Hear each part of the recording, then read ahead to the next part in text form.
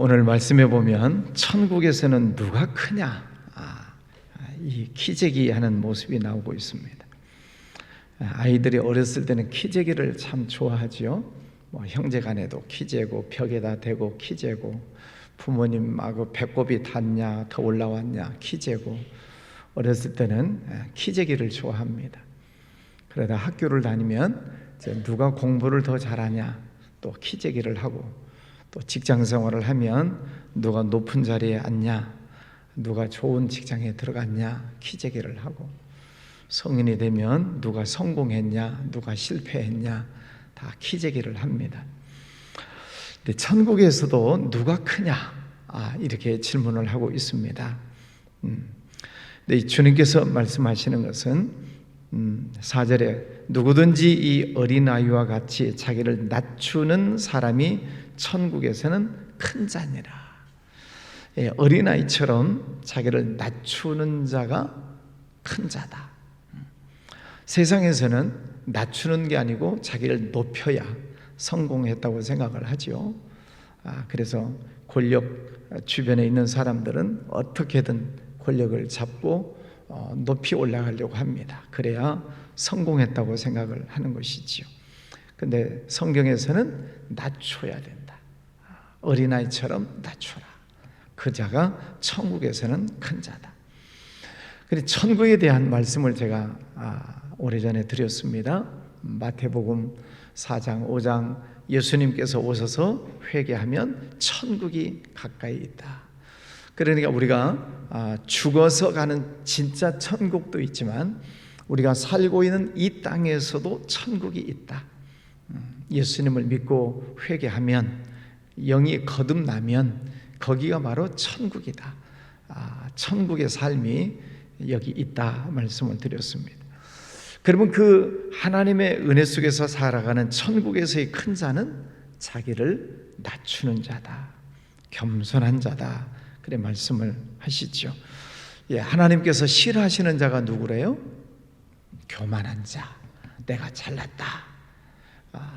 세상적으로 내가 잘났다 하는 사람도 있지만 하나님이 보시기에 잘났다는 사람은 누구예요? 하나님 앞에 무릎을 꿇지 않는 사람이죠. 나는 내 마음대로 할 수 있습니다. 내 힘으로 할 수 있습니다. 나는 하나님 믿지 않아도 하나님이 나를 도와주지 않으셔도 나는 얼마든지 내 재주로 내 능력으로 살 수 있습니다. 하나님을 제외시키고 말하는 사람들을 하나님은 교만한 자다. 그렇게 얘기를 하시죠. 교만한 자는 패망한다. 하나님께서는 우리에게 어린아이처럼 낮추는 그 사람이 하늘나라 천국에서는 큰 자다. 그런 말씀을 하십니다. 우리가 성도들이 신앙생활을 하면서 하나님 앞에서 나 자신을 낮추는 모습은 기도하는 거죠. 하나님, 저는 아무것도 아닙니다. 하나님의 은혜가 아니면 살 수 없습니다. 하나님 앞에 겸손하게 엎드리는 것, 그것을 하나님은 낮추는 자다 말씀을 하십니다. 우리가 새벽마다 교회 나와서 기도하시는 것, 또 실시간으로 가정에서 참여하시는 것도 하나님 앞에 나를 낮추는 거죠. 하나님, 저는 아무것도 아닙니다. 하나님, 오늘 또 은혜를 주세요. 하나님, 오늘 또 만나를 내려주세요. 그래야 제가 먹고 살 수 있습니다.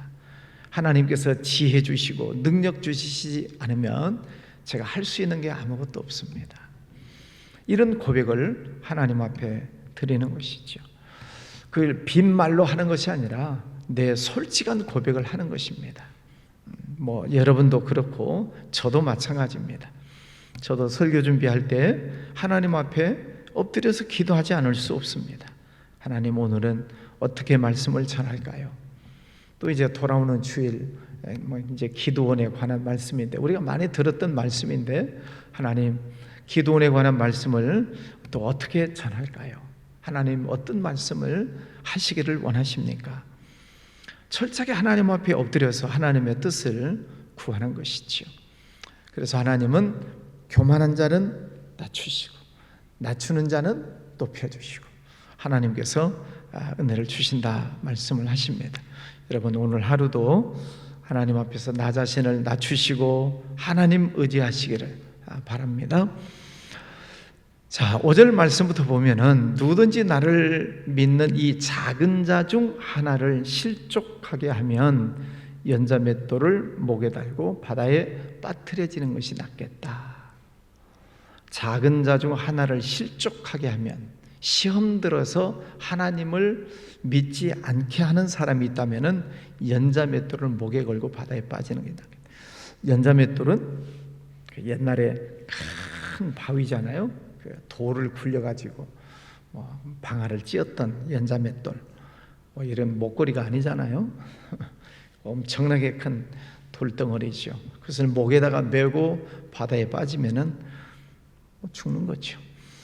자, 그런데 작은 자 하나를 실족하게 하면,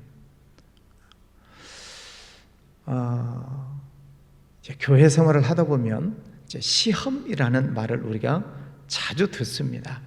물론 마귀가 시험하는 것도 있지만은 교회 다니다가 내가 시험 들었다, 내가 누구 때문에 시험 들었다 말을 많이 합니다. 그런데 제가 잘 들어보지 못한 말은 내가 누구를 시험 들게 했다, 이 말은 별로 들어본 적이 없어요.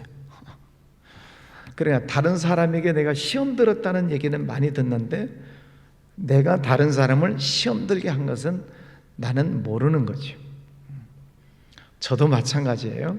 아마 제 말 때문에 시험 드신 분들도 있을 거예요. 그렇게 생각하니까 이 말이 참 조심스러워져요. 특별히 설교도 조심스러워지고 말 한마디 한마디가 참 조심스러워져요. 말을 함부로 했다가 시험 드는 것 아닌가. 조심한다고 해도 또 시험 드는 경우들도 있을 거예요. 근데 저도 시험 들어본 경우가 있을까요? 많을까요? 엄청 많을까요? 누구 때문에? 여러분 때문에. 인간 관계 속에서 저도 속으로 이렇게 시험 들 때가 있죠. 왜? 사람인데 감정이 있으니까.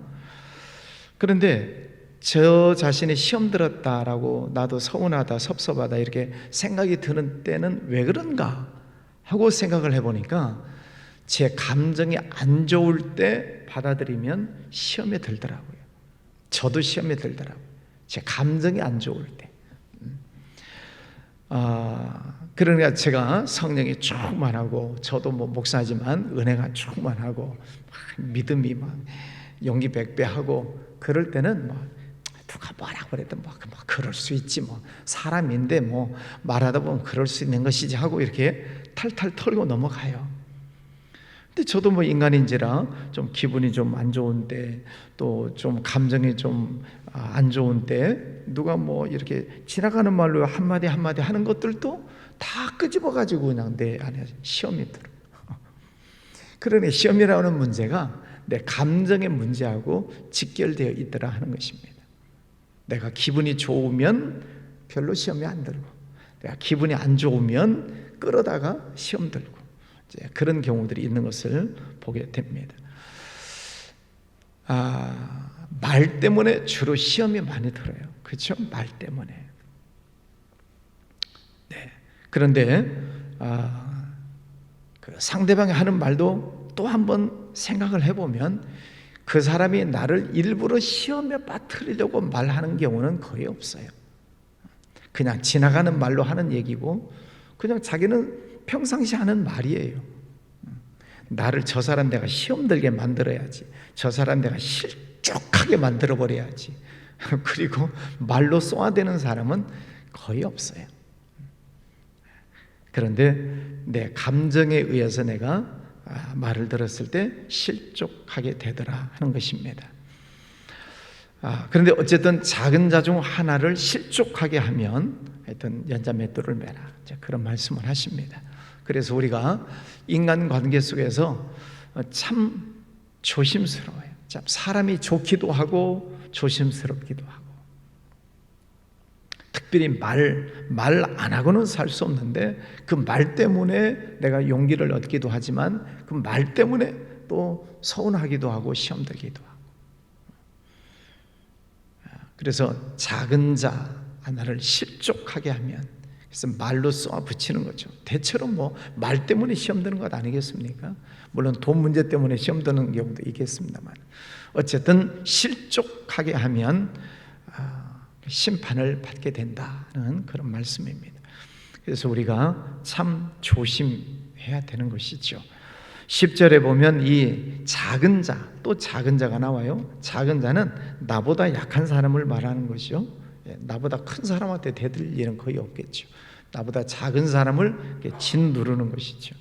작은 자 중 하나도 없인 여기지 말아라.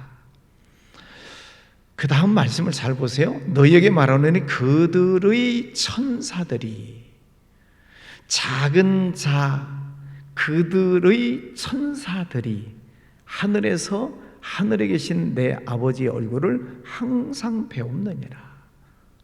작은 자 그들의 천사들이 하나님을 날마다 뵙는다. 무슨 말일까요?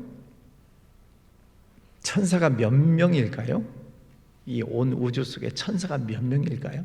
모르죠. 그래서 천군 천사라고 이야기를 합니다. 엄청나게 많은 천사들이 있어요. 그 중에 뭐 가브리엘 천사 창도 있고, 미가엘이라는 천사 창도 있고, 천사 중에 우두머리가 있죠. 굉장히 많은 천사들이 있는데, 작은 자 그들의 천사들이, 그러니까 작은 자 한 명에게도 천사들이 있다는 것입니다. 그들이 날마다 하늘에 계신 하나님의 얼굴을, 하나님을 뵙고 있다. 그러면 그 작은 자를 늘 지키고 보호하고 있는 천사들이 늘 하나님과 교제하고 있어서 이 작은 자가 어떤 삶을 살고 있는지, 또 무슨 일을 당하고 있는지, 어떤 억울한 일을 당하고 있는지 그를 늘 하나님 앞에 보고한다는 말씀 아니겠습니까? 네. 그러면 내 옆에도 내 천사가 있다는 얘기죠. 네. 내 옆에도 천사들이 있다는 거죠. 성경에 보면 요한계시록 5장, 요한계시록 8장에 보면 우리가 기도할 때 하나님께서는 천사들 보내주셔서 우리 기도를 금 대접에, 금 항아리에 향기로 담아서 하나님에게로 올라간다. 그 항아리에 금 대접을 쏟으실 때가 있다. 성경이 그렇게 기록되어져 있으니까 저는 이 말씀을 문자적으로도 믿습니다. 아브라함 때도 천사가 나타나고, 바울 때에도 베드로에게도 천사가 나타나고, 요셉에게도 나타나고, 성경에 보면 곳곳에 천사들이 나타나서 그들을 돕고, 혹은 꿈으로 현몽하여 꿈속에서 나타나기도 하고, 또 사람의 모양으로 나타나서 그 사람을 돕기도 하고, 천사들이 등장을 합니다. 천사의 실체는 안 보이죠.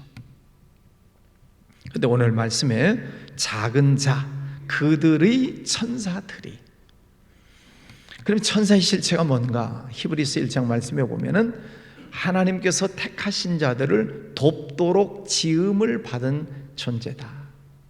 다시 말해 우리를 돕도록 하나님께서 지으신 영적 존재가 천사라고 말씀을 합니다. 그러니까 우리가 예수님을 믿고 하나님의 일을 할 때, 내가 찬양을 할 때, 내가 봉사할 때, 헌신하고 구제하고 열심히 전도하고 선교할 때, 하나님께서 기뻐하시는 일을 할 때에 천사들이 나를 돕도록 하나님은 우리 곁에 천사를 보내주셨다 하는 거죠. 작은 자 그들의 천사들이, 작은 자 옆에 천사들이 있다는 거죠. 그래서 그가 억울한 일을 당하면 천사들이 가서 하나님 앞에 직구하지 않겠습니까? 하나님이 우리가 지키고 있는 이 작은 자를 누가 건드리고 있습니다. 누가 시험에 들게 하고 실족하게 만들고 있습니다. 하나님 앞에 보고한다는 거잖아요. 그 작은 자를 실족하게 하면 천사들이 하나님 앞에 보고하겠다는 거죠. 누가 이 작은 자를 시험에 들게 하고 있습니다. 누가 실족하게 만들고 있습니다. 그럼 하나님이 심판하시겠다는 뜻이죠. 오늘 말씀이 이해가 되십니까? 천사들이 있다는 거죠. 그러면 내가 열심히 하나님 말씀에 순종하고 하나님 앞에 헌신을 하고 정말 하나님을 사랑하는 마음으로 찬양하고 주님의 뜻대로 살면 그 천사들이 하나님 앞에 무슨 보고를 하겠어요? 하나님, 제가 이 성도를 늘 보고 있는데 이렇게 열심히 헌신합니다. 이렇게 열심히 하나님 섬기고 있습니다. 항상 배옵느니라. 하나님 앞에 항상 보고한다는 그런 말씀이지 않을까요? 이 말씀 문자적으로 보면. 그래서 하나님은 우리가 행한 대로 갚으시겠다, 그런 말씀하시죠.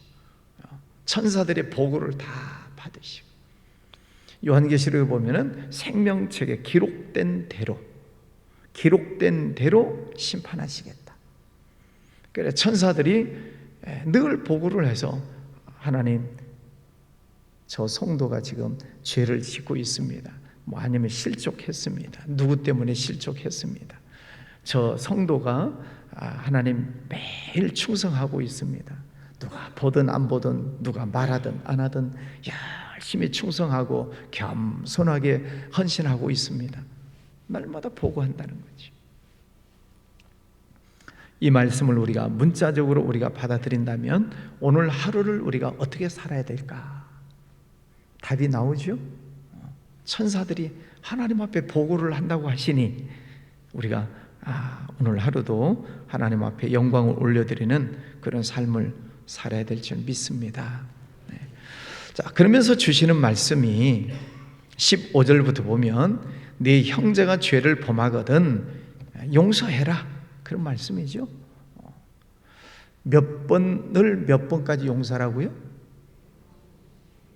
7번을 70번씩 7 곱하기 70, 그러면 490번이 나와요, 숫자적으로는. 그러니까 저 사람이 나한테 한 번 잘못했다 용서해주고 490번까지가 아니라 그냥 다 용서해라, 그런 말씀이죠. 근데 다른 사람이 나를 실족하게 하고 나에게 시험 들게 하면 그 상대방이 용서가 돼요, 안 돼요? 용서가 잘 돼요, 안 돼요? 잘 안 되죠. 왜? 사람에게는 감정이 있으니까. 속상한데, 분하고 억울한데, 내가 억울한데 그 사람이 용서가 잘 안 되는 거잖아요. 그런데 하나님의 말씀은 용서하라는 거예요. 용서가 안 되는데 하나님은 용서하라는 거예요. 저도 그런 기도를 하는 때가 있어요. 하나님, 용서가 잘 안 되는데요, 용서하라니까. 그 하나님의 명령이에요. 그럼 하나님, 제 속에서는 풀겠습니다. 그러면 나머지는 하나님이 알아서 해주세요. 그 사람 찾아가, 내가 억울한 일을 당했는데 그 사람 찾아가서 먼저 화해를 요청한다는 것은 자존심 상하는 일이잖아요. 왜? 내가 억울한데 지가 와서 나한테 잘못했다고 해야지. 이 자존심이 문제가 되는 거죠. 그래서 하나님 앞에, 그러면 하나님, 제 마음속에서는 제가 용서하겠습니다. 하나님 앞에서는 제가 회개하겠습니다. 하나님 앞에서는 회개할 수 있죠, 그죠? 이건 대답을 좀 하셔요.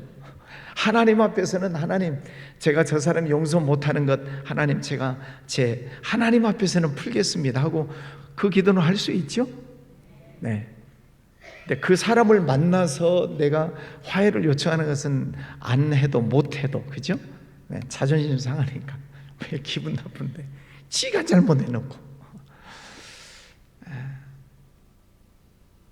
그래서 하나님 앞에 회개를 하고 그 사람의 문제는 하나님께서 알아서 해주세요.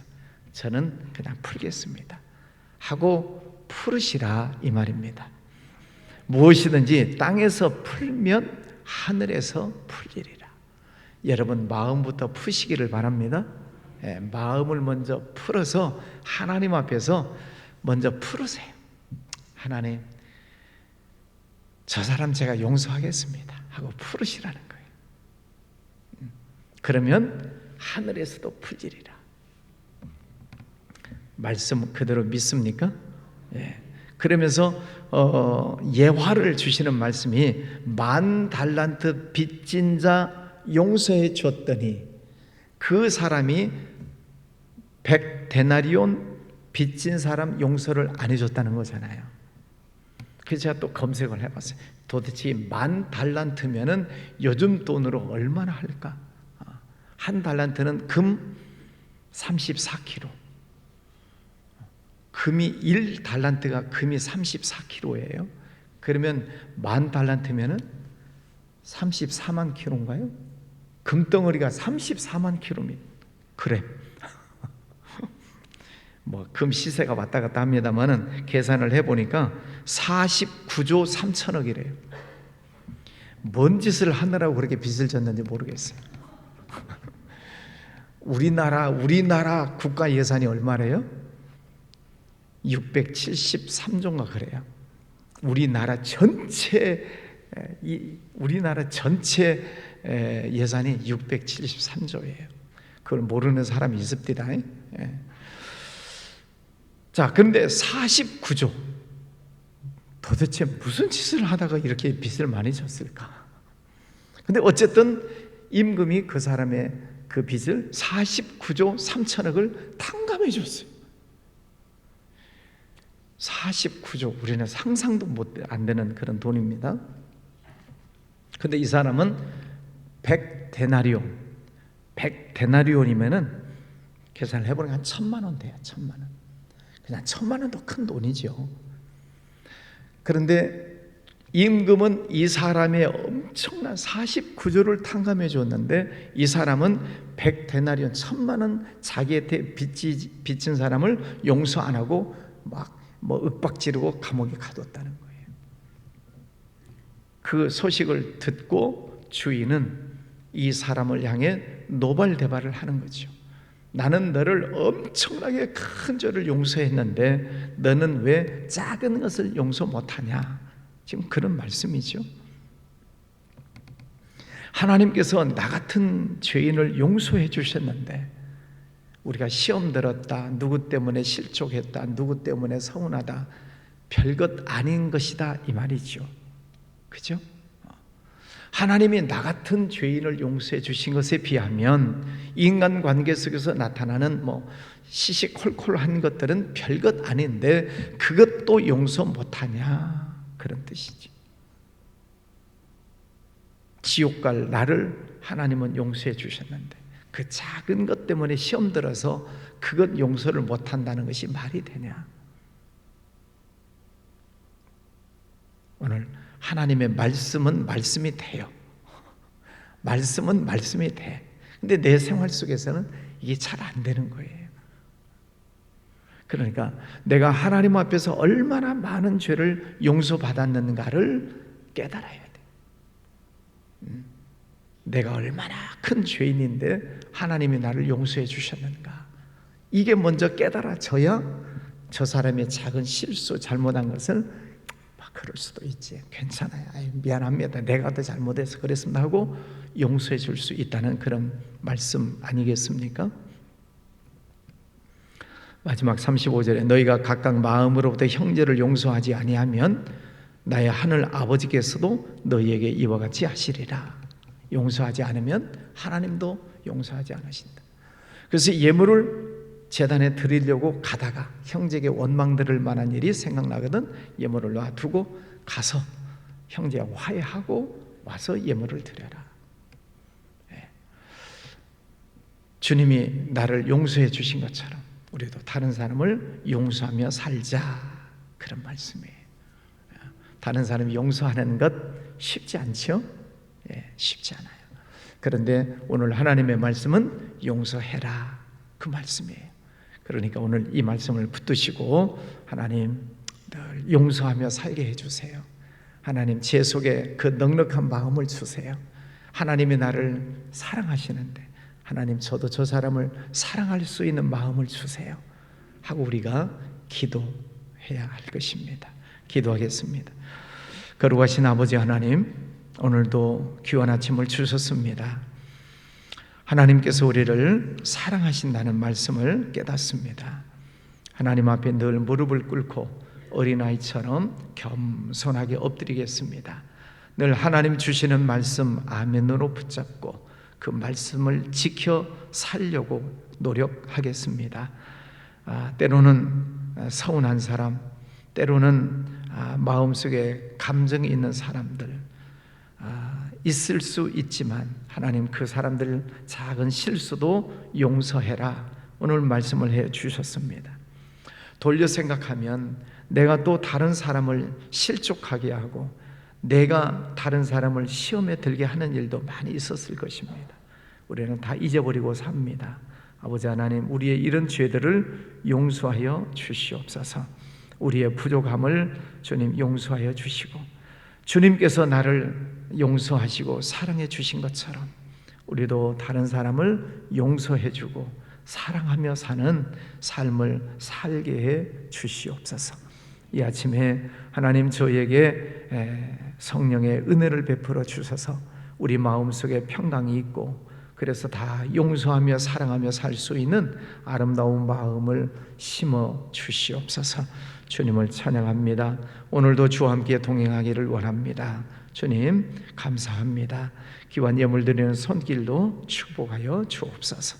예수님 이름으로 기도하였습니다. 아멘.